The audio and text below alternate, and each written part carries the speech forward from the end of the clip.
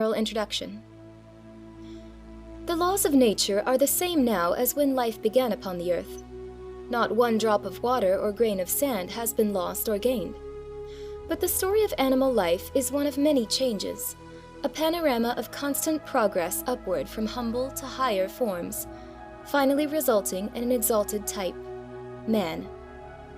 100 million years ago, a prodigiously long time that can only be guessed at, the land of our world was bare of stirring life, and the water contained only the simplest of creatures resembling tiny globules of gelatin. After a long, long time, there appeared flabby mollusks living in shells, sponges, corals, crab-like trilobites, and many other sea-dwellers of lowly form. Fishes were slow in coming, but their arrival marked a great change in the progress of animal life, for they were the first vertebrates, or creatures with spinal columns and bony skeletons. They had gills or clefts behind their jaws, which enabled them to breathe underwater.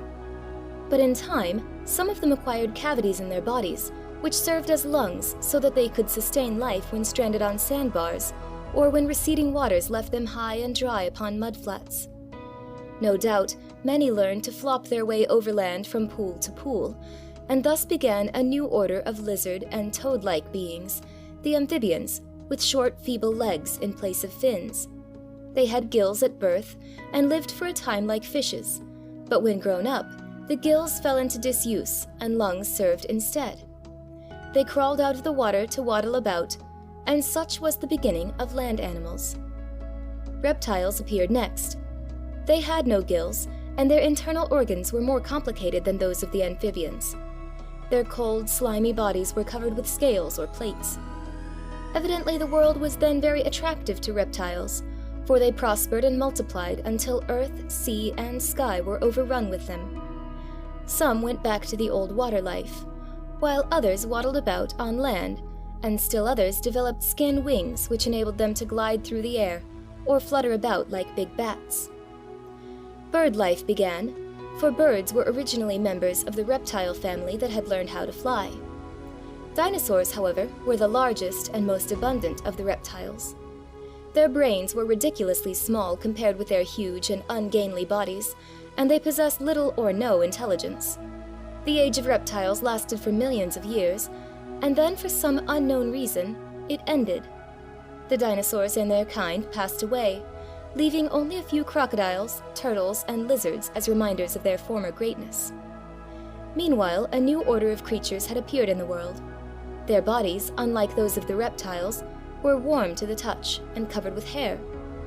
These were the mammals, very small and timid at first, and a very primitive type, distantly related to reptiles.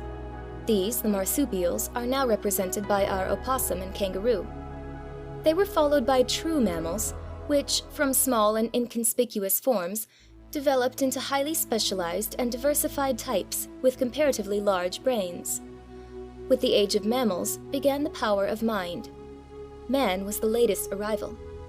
Until about 50,000 years ago, he attracted little attention, and not until thousands of years later did he become powerful enough to assume the mastery over all living things. Such, in brief, is the ancient animal life history of the world. The age of mammals, or era of modern life, has been divided into 5 periods. Beginning with the oldest, these are Eocene, or dawn recent, Oligocene, or little recent, Miocene, or less recent, Pliocene, or more recent, Pleistocene, or most recent. Each period marks a pronounced change in the upward progress of animal life.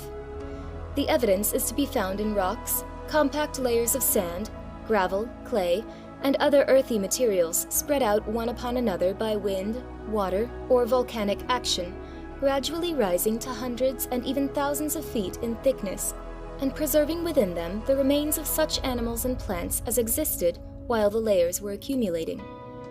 Today, wind and water action, together with other forces of nature, have worn or cut away these same rocks, exposing their contents, so that from the animal and plant remains, a history can be written of the life that was. The bones of ancient animals being petrified or changed to stone are usually found much broken and scattered, but the teeth are better preserved, because of their hard enamel coats, a fortunate circumstance, for an animal's identity may best be learned from its teeth, and often one gives the desired information. Bone-bearing rocks are found in all parts of the world. Those of North America, formed during the Age of Mammals, are best represented in the plains and badlands regions west of the Mississippi River. Badlands are once broad tablelands cut up by deep gullies and other depressions into all sorts of queer shapes. From the slopes of buttes, bluffs, and hills protrude the animal and plant remains which determine the period in which each series of rocks was formed. Once any form of life passed out of existence, its like never returned. This unfailing law of nature has made it possible for us to recognize each period of the Age of Mammals by noting the disappearance of old animal types and the occurrence of new ones. The rocks themselves give much information, for when the deposits of one period lie upon another, those below being laid down first are of course the oldest. Conditions did not favor the accumulation of rocks representing the 5 periods of the Age of Mammals all in one place, for this would have resulted in a veritable Tower of Babel, at least 5 miles high. The accumulations of 2 periods, and only parts at that, are the most that can be hoped for in any one locality, but their relative positions and comparisons of animal remains embedded in them establish their ages, and by repeating this method of studying other bone-bearing localities, time values are established, and even though widely separated, the rocks of each period become arranged in their proper order. Each scattered and torn leaf then becomes part of a book, a record of the rocks entitled The Age of Mammals. To read this book, one must have some understanding of its rather strange language, for it deals with tremendously long periods and tells of animals whose like cannot be found in the world today. Land levels, vegetation, and climate were different too. Mountains and great rivers were yet unborn. The arid plains of today were the jungles of old. Could we go back in time and travel over the United States, our country would appear an unknown and remote region.